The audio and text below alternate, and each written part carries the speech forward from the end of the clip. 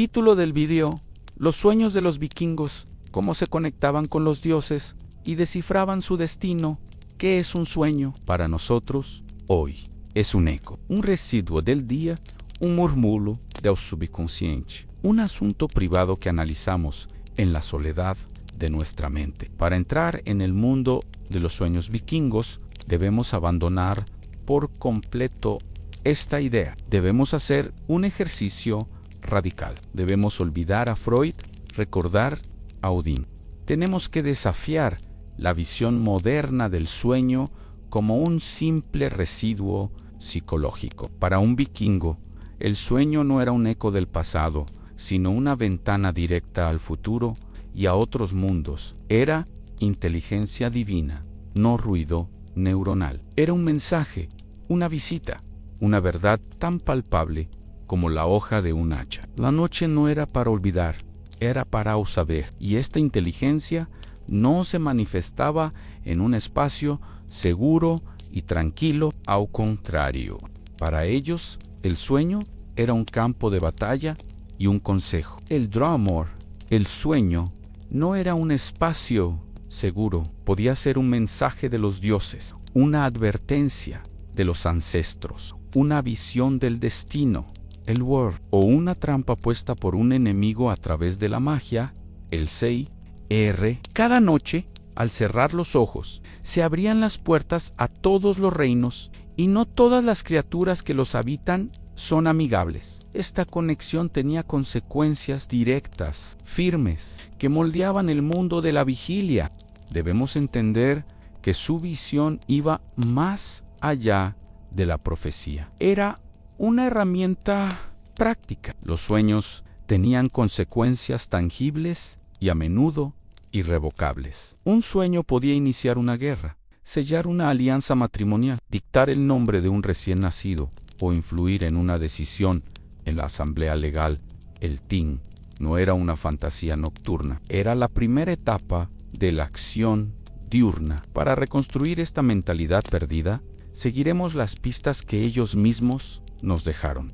Nuestro método de exploración será un viaje a través de los textos sagrados de su memoria. Esta investigación se basará en el análisis de las sagas islandesas, la poesía escáldica y la interpretación arqueológica y antropológica para reconstruir la cosmovisión onírica nórdica, conectándola con la psicología ancestral. Escucharemos las historias que contaban para entender las verdades que vivían.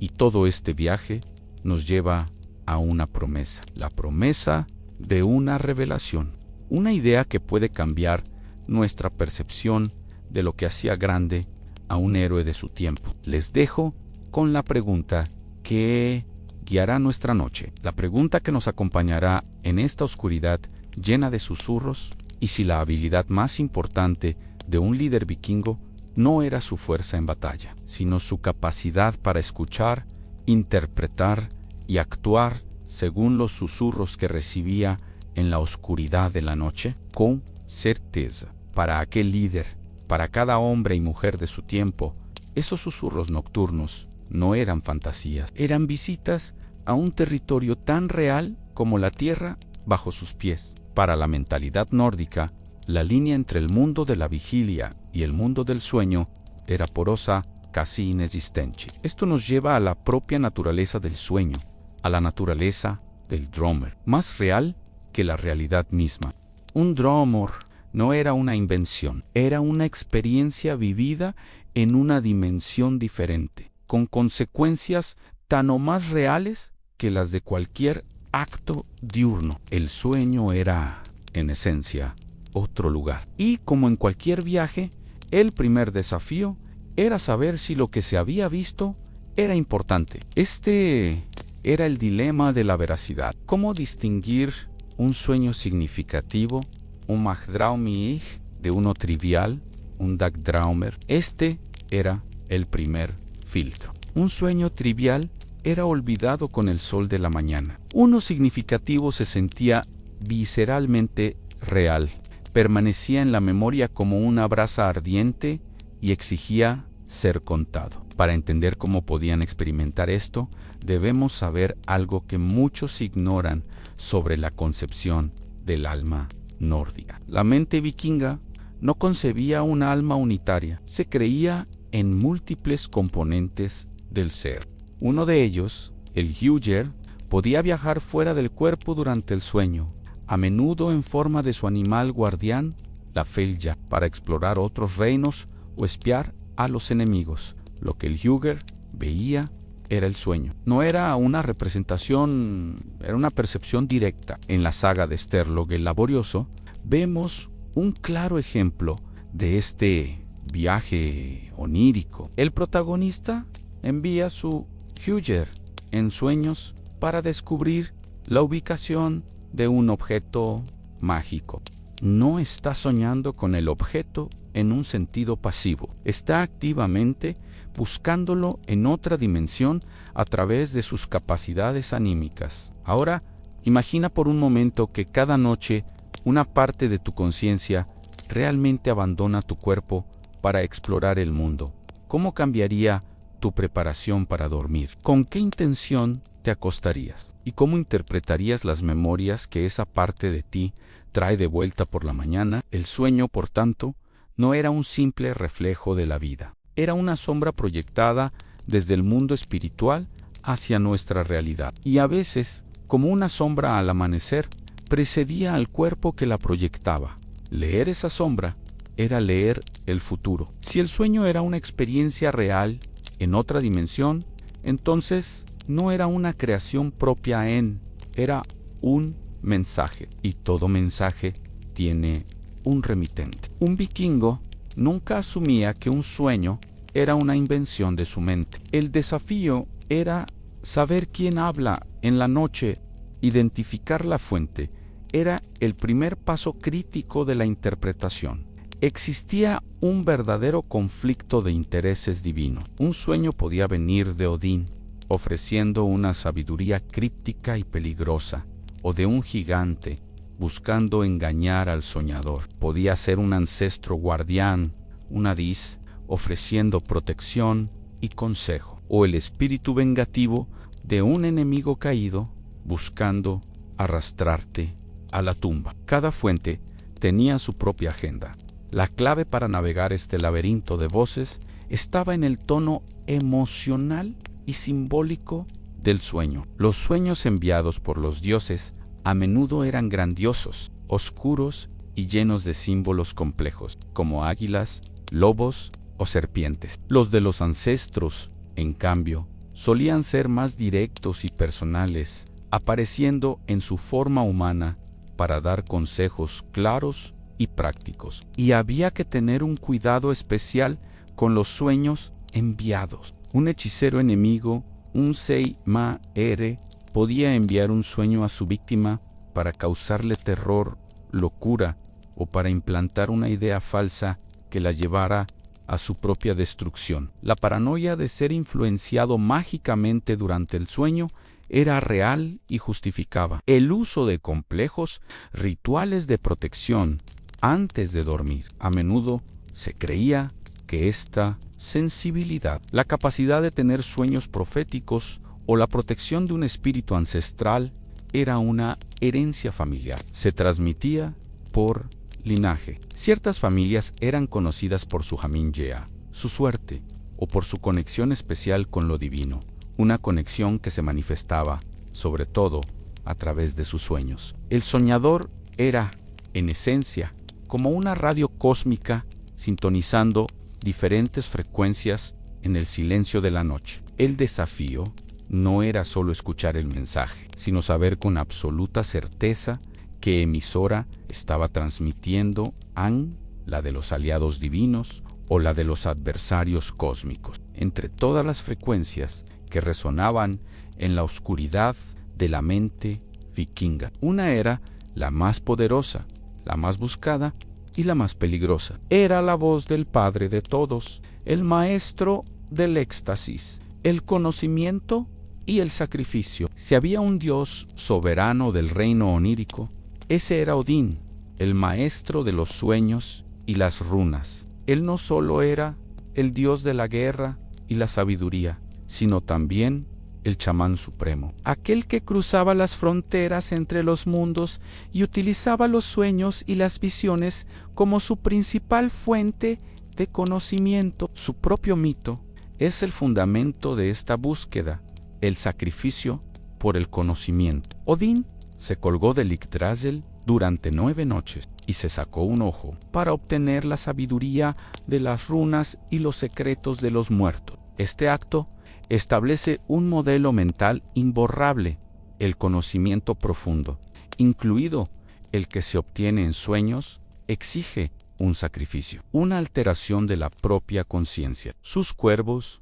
Hugin, el pensamiento, y Munin, la memoria, son la metáfora perfecta de su mente. Volaban por el mundo cada día y le susurraban al oído todo lo que veían. Son la manifestación de una conciencia que recopila información de forma activa, de manera muy similar a como el Hugr, el alma viajera, lo hacía durante los sueños. Pero recibir un sueño de Odín era un honor y un peligro a partes iguales. Su sabiduría era a menudo críptica, paradójica, y podía llevar al soñador por un camino que servía a los complejos fines del dios, no necesariamente a los del mortal. Un sueño de Odín no era un regalo, era una prueba. En él vemos el arquetipo del buscador. Odín representa esa pulsión humana, tan viva hoy como entonces, por buscar conocimiento en las fronteras de la conciencia, ya sea a través de sueños, meditación o estados alterados. Nos recuerda que las respuestas más profundas rara vez se encuentran en la superficie de la lógica diurna. La idea de que el único ojo de Odín podía observarte mientras dormías creaba una poderosa construcción emocional, generaba una sensación de ser permanentemente visible para lo divino.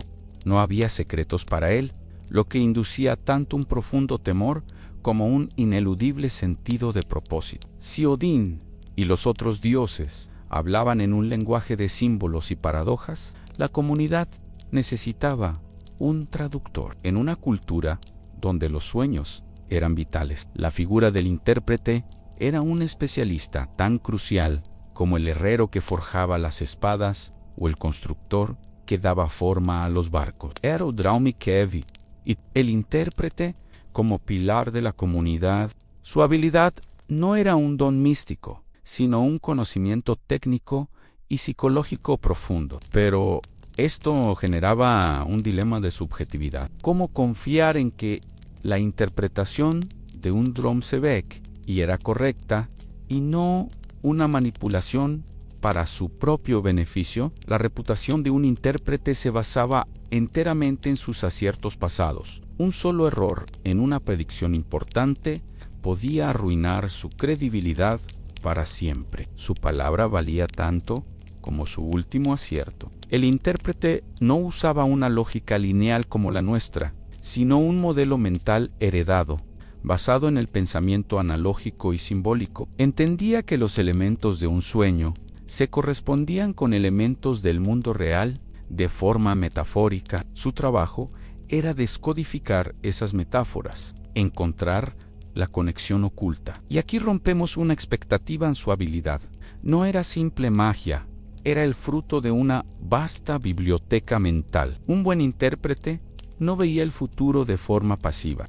Poseía un inmenso conocimiento de la mitología, de la poesía escáldica, de las genealogías de cada familia y de la psicología de su propia comunidad. Su interpretación era una síntesis brillante de todo este conocimiento, aplicada al simbolismo específico del sueño. Para mantener el respeto, un intérprete sabio nunca daba una única respuesta tajante. A menudo ofrecía varias posibilidades o presentaba su interpretación como un consejo, dejando la decisión final en manos del soñador.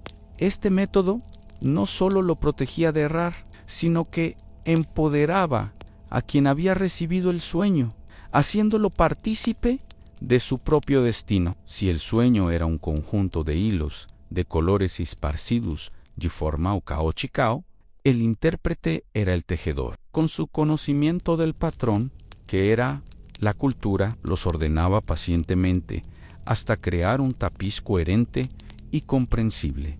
Era un tejedor de significados con certeza. Si el intérprete era un tejedor, necesitaba conocer la naturaleza de sus hilos. Si era un traductor, debía dominar el idioma en el que le hablaban. Los sueños vikingos no eran películas abstractas y sin sentido. Eran textos narrativos con una gramática propia y rigurosa. Los símbolos no eran aleatorios, formaban un léxico compartido y culturalmente entendido que permitía una interpretación coherente. Era hora de aprender a leer el gramático de los sueños, aprendiendo a leer el lenguaje de los dioses. En este idioma, los animales a menudo funcionaban como verbos, como acciones encarnadas. Soñar con un oso no era soñar con el animal en sí, sino con la llegada de un gran guerrero o un rey, un berserker. Un lobo, por otro lado,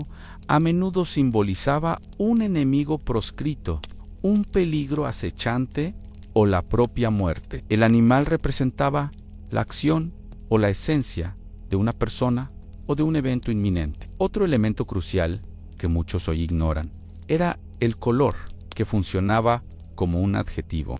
Los colores eran fundamentales para calificar la naturaleza de la visión. Soñar con un hombre vestido de ropas negras casi siempre presagiaba la muerte o la desgracia, mientras que el blanco se asociaba con figuras espirituales, la pureza o la llegada del invierno.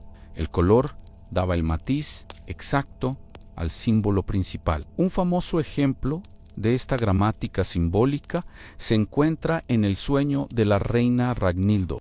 Ella soñó que se quitaba un broche de su vestido y de él crecía un gran árbol que llegaba a cubrir toda Noruega y se extendía más allá. El broche, símbolo de su linaje, y el árbol, símbolo del reino, fueron interpretados como una profecía directa de que su hijo, Harold Cabellera Hermosa, unificaría el país bajo su mando.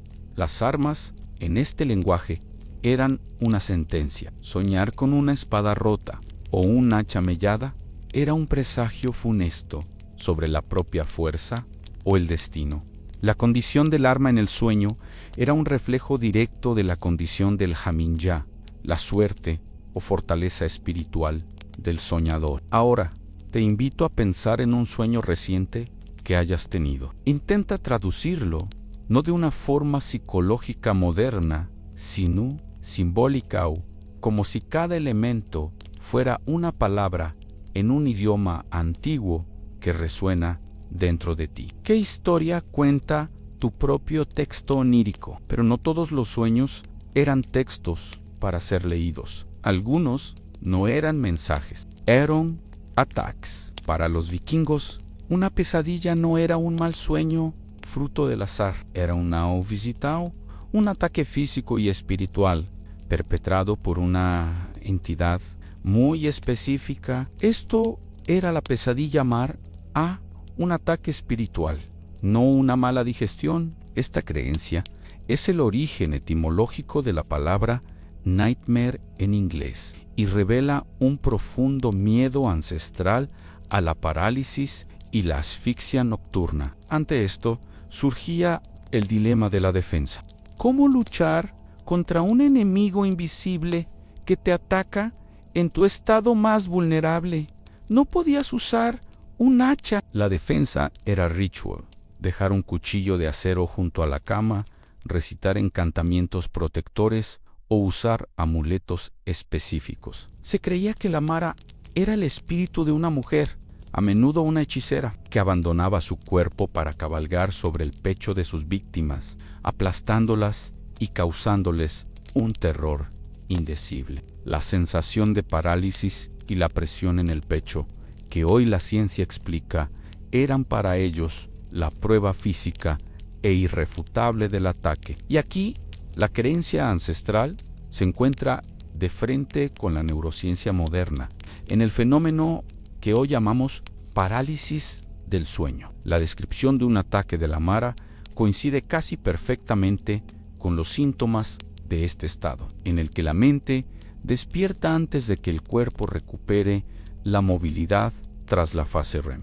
Los vikingos dieron una explicación cultural y aterradora a un fenómeno neurológico universal. Se creía, además, que una hechicera o vidente, una LVA, podía enviar a su Mara como un acto de venganza. Por tanto, mantener una buena relación con las figuras de poder espiritual de la comunidad era también una forma de seguro contra las pesadillas. Ofender a una LVA podía significar no volver a dormir en paz. La imagen de la Mara cabalgando a su víctima es una metáfora visual aterradora.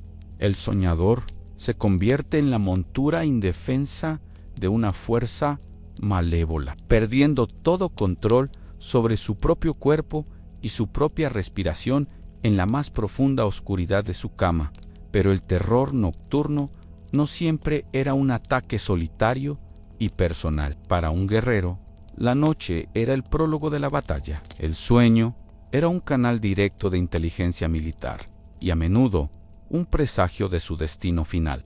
Un sueño podía infundir un coraje sobrehumano o, por el contrario, sembrar la semilla paralizante del miedo. Para él, el sueño era el destino del guerrero, manifestado en sueños de batalla, visiones de muerte. Esto creaba el dilema de la profecía fatalista. Si un guerrero soñaba con su propia muerte, ¿debía aceptarla como su inevitable o intentar cambiarla? Las sagas nos muestran ambas reacciones. Algunos luchan con más ferocidad, creyéndose invencibles hasta el día señalado. Otros se resignan, pero buscan una muerte tan gloriosa que merezca ser cantada en los poemas. Ver a las valquirias en sueños era el presagio más ambiguo y poderoso de todos. Podía significar que Odín te había elegido para morir con honor y ser llevado a su salón, al Valhalla. Era una sentencia de muerte,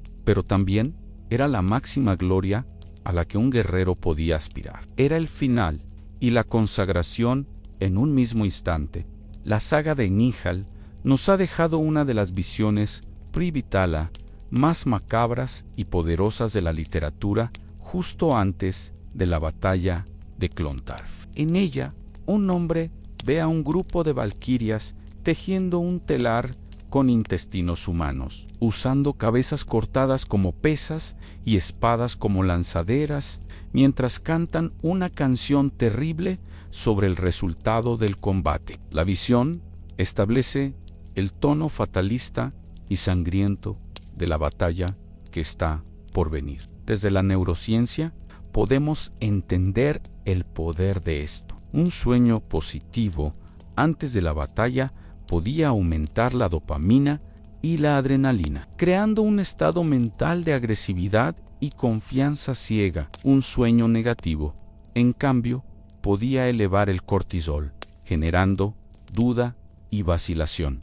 Un error que en combate se pagaba con la vida. El guerrero, por tanto, no solo luchaba contra sus enemigos en el campo de batalla, luchaba también contra el hilo de su propio destino, un hilo que sentía que ya había sido tejido por las nornas y que le había sido revelado en sus sueños. La batalla era simplemente el escenario donde ese diseño finalmente se hacía visible para todos. Y si un sueño podía sentenciar a un hombre en el campo de batalla, su poder se extendía hasta la corte de los hombres. En una sociedad sin ciencia forense, cualquier fuente de verdad era considerada.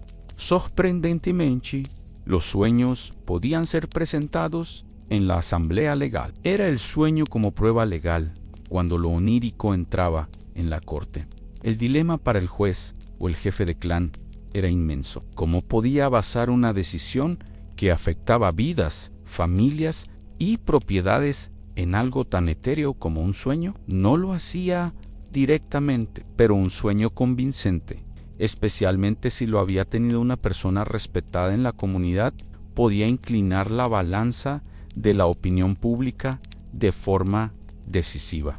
Para entender esto, debemos recordar que la ley Vishinga no se basaba solo en hechos, sino también en el honor, la reputación y la fuerza del juramento. Un sueño que revelaba la culpabilidad de alguien no era una prueba física, pero atacaba directamente su honor, sugiriendo que las fuerzas divinas o ancestrales lo habían marcado como culpable. Pero acusar a alguien basándose en un sueño era una estrategia muy arriesgada. Si más tarde se demostraba que el acusado era inocente, el soñador podía ser contrademandado por difamación, por un crimen social gravísimo que podía ser castigado incluso con el exilio.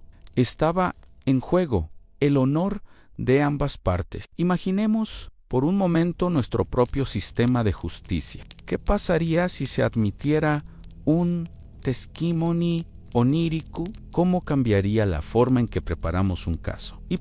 Que tipo de expertos, intérpretes de sueños, psicólogos líderes espirituales serían llamados a declarar al final más que una prueba legal. Presentar un sueño en el TIN era una forma de someter un caso al tribunal de la opinión pública y al juicio de los poderes invisibles. Era una apelación a una autoridad superior a la de los hombres, un intento de que el cosmos mismo dictara sentencia. Pero, ¿qué ocurría cuando la crisis era tan profunda que no se podía esperar a que los dioses hablaran? Cuando el destino debía ser confrontado y no solo recibido. Los vikingos no siempre esperaban pasivamente a que los sueños llegaran. En momentos de gran necesidad, existían rituales y prácticas destinadas a forzar una respuesta, a incubar un sueño profético. Era la inducción de sueños, la búsqueda activa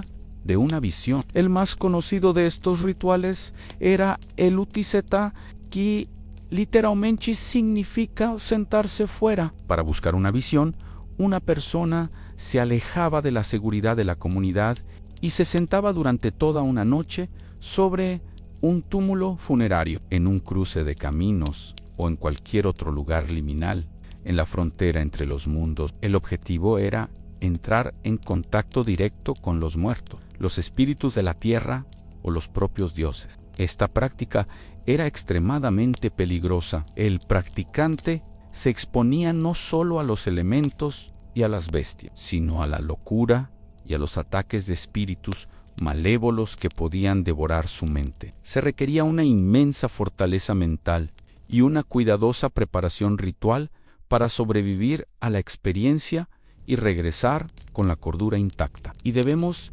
romper una expectativa: no era una práctica para todos. El utiseta no era algo común. Estaba reservado para videntes, hechiceros o líderes desesperados que enfrentaban una crisis existencial para la cual no existía ninguna solución mundana. Era el último recurso. La neurociencia moderna puede darnos una pista sobre su eficacia. La privación del sueño, el frío extremo, el aislamiento sensorial y el ayuno, todos componentes clave del utiseta, son métodos conocidos por inducir estados alterados de conciencia y alucinaciones. Los vikingos habían descubierto empíricamente una forma de hackear su propio cerebro para forzar el velo entre los mundos y provocar una visión. El practicante del utiseta no estaba simplemente esperando, estaba activamente golpeando la membrana que separa los mundos con su voluntad y su resistencia. Estaba tocando el tambor del mundo, esperando que el eco de ese golpe regresara a él en la forma de un sueño o una visión reveladora. Pero si el utiseta era la búsqueda voluntaria del límite para forzar una conexión, existía un destino que era la desconexión absoluta, un castigo más temido que la propia muerte, el exilio, el utlaga. Un hombre sin clan era un hombre sin protección, sin identidad y sobre todo sin un lugar seguro donde dormir. Su noche era un tormento perpetuo, era el sueño del exiliado, la pesadilla de la no pertenencia. Para el exiliado, el terror a la oscuridad solitaria era total. En la casa comunal, la oscuridad se compartía, mitigada por el fuego y la presencia de otros. Para el hombre solo, la oscuridad era absoluta y estaba llena de peligros. Cada crujido de una rama, cada ulular del viento, era una amenaza directa. Su sistema nervioso estaría en un estado constante de hipervigilancia. El sueño profundo y reparador se vuelve casi imposible cuando el cerebro primario está permanentemente escaneando el entorno en busca de amenazas. Esto conduce inevitablemente al agotamiento físico y mental, a la locura lenta. La saga de Greccio el Fuerte nos dejó la representación literaria más poderosa de este tormento. Tras luchar con el no muerto Glamer, Grettir es maldecido para ver siempre los ojos del Draugr en la oscuridad. Se vuelve incapaz de estar solo por la noche. Su historia es la máxima expresión del trastorno de estrés postraumático y el terror a la soledad nocturna en la cultura nórdica. La experiencia del exiliado reforzaba una verdad social fundamental.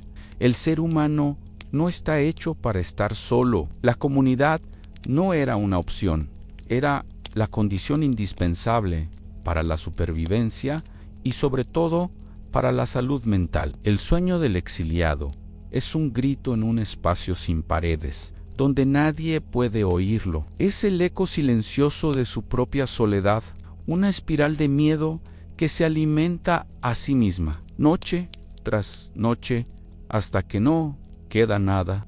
Si el exiliado representaba el silencio absoluto de la desconexión, la vida cotidiana de la mayoría de la gente estaba llena de otros susurros, de otros sueños, sueños más terrenales, pero no menos vitales. No todos eran sobre dioses y batallas. Para el 99% de la población, los sueños estaban íntimamente ligados al ciclo de la naturaleza, a la fertilidad de la tierra y a la ansiedad fundamental de la supervivencia. Eran los sueños de abundancia y hambre, el reflejo del estómago en el alma. El dilema del granjero era constante. Su sueño más recurrente probablemente no era sobre el Valhalla, sino sobre la salud de su ganado, el crecimiento de su cosecha o el clima que se avecinaba. Soñar con un campo de cebada exuberante era una visión del paraíso. Soñar con una vaca enferma, una premonición de desastre que le quitaba el sueño. Si Odín dominaba los sueños de los guerreros, los dioses Vanir como Freya y Freyje, asociados a la fertilidad, la paz y la abundancia, probablemente poblaban los sueños del granjero. Soñar con ellos era un buen augurio, una promesa de una buena cosecha o del nacimiento de hijos sanos. Muchos ignoran el inmenso estrés del invierno. Durante esos largos meses, cuando las reservas de comida disminuían día a día, la ansiedad por el hambre era palpable. Los sueños, inevitablemente, reflejaban este estrés con imágenes de escasez, de un frío implacable y de aislamiento. Esto demuestra una verdad universal. Cuando las necesidades básicas están en riesgo, los sueños se centran en la supervivencia. Solo cuando la base de la vida está segura, la mente puede volar hacia la gloria, el honor y la espiritualidad. El granjero estaba tan conectado a su tierra que era como si la propia tierra soñara a través de él. Sus ansiedades y esperanzas eran un reflejo directo del estado de la naturaleza que lo rodeaba. Y junto a la voz de la tierra había otra voz, a menudo más silenciosa en las sagas, pero inmensamente poderosa, la de las mujeres. Ellas, y en particular las videntes, las Húvelur, ejercían un poder inmenso a través del mundo espiritual, un poder que a menudo se manifestaba en sueños y visiones. Eran los sueños de las mujeres, el poder oculto de la VLVA, el poder espiritual de una mujer, especialmente en la magia Sei, era respetado y temido a partes iguales. Un sueño de una mujer poderosa podía ser visto como una profecía infalible o como una manipulación maliciosa. Su poder era ambiguo y por tanto peligroso para quienes no lo entendían. Sus sueños se centraban a menudo en el ciclo de la vida, la genealogía, el nacimiento y la muerte. Soñar con las Disir, los espíritus guardianes femeninos de un linaje, era un asunto de suma importancia, pues podía presagiar el destino de toda la familia. El poema más importante de su cosmología, la V, Luzpa, donde se narra la creación y el fin del mundo. El Ragnar, K, es la visión onírica de una mujer. Es la profecía de una vidente la que contiene el destino de los dioses y de los hombres. Además, los sueños de la esposa del jefe del clan, la Usfreyja, eran cruciales. Como guardiana espiritual del hogar, un sueño suyo sobre una amenaza a la granja o a la familia era tomado con la máxima seriedad. Si los hombres eran las ramas visibles del árbol familiar, luchando por la luz, las mujeres eran las raíces, conectadas a la tierra oscura, a los ancestros y al conocimiento subterráneo que se manifestaba en los sueños. Finalmente, volvemos al guerrero, pero para escuchar un sueño que la cultura popular a menudo ignora, el sueño de la paz. Porque la imagen del vikingo como un adicto a la guerra es incompleta. Las sagas también contienen indicios de una profunda ambivalencia hacia la violencia y un anhelo de estabilidad. Era el guerrero que soñaba con la paz, la contradicción ignorada. Tras años de incursiones y batallas, muchos guerreros enfrentaban el dilema del héroe cansado. Anhelaban establecerse. Las sagas cuentan historias de hombres que sueñan no con más batallas, sino con granjas prósperas, familias grandes y una muerte tranquila en su propia cama, la llamada muerte de paja. Debemos recordar que no todos aspiraban al Valhalla. Ese era el destino para una élite de guerreros elegidos por Odín. La mayoría esperaba ir a otros reinos como Eogafeo, la montaña sagrada, un lugar de paz donde se reunirían con sus ancestros. Soñar con este lugar era un inmenso consuelo. Poemas como el Ava Mal ofrecen consejos no solo para la guerra, sino para la amistad y la prudencia, reflejando una mentalidad que valora la sabiduría tanto como la gloria marcial. Desde la neurociencia entendemos la dificultad de la desmovilización. Un guerrero que regresa a casa debe apagar su sistema de alerta constante. Este proceso es difícil y puede manifestarse en sueños conflictivos, donde las imágenes de paz se mezclan con violentos recuerdos del pasado. Si el dracar en alta mar era el símbolo de la vida guerrera, el sueño de la paz era el de ese mismo barco, finalmente anclado en un fiordo tranquilo, con el casco cubierto de algas, descansando bajo el sol. Era el sueño del fin de la aventura, con certeza. Pero no solo se olvidaron estas voces más silenciosas. Con el tiempo, todo el lenguaje se fracturó. El mapa que los guiaba en la oscuridad se rompió en 1000 pedazos. Esto nos lleva a la pregunta final de nuestra historia. ¿Cómo se rompió ese legado? ¿Eu legado yotu? ¿Por qué ya no creemos en nuestros sueños? La transición del paganismo nórdico al cristianismo marcó el principio del fin.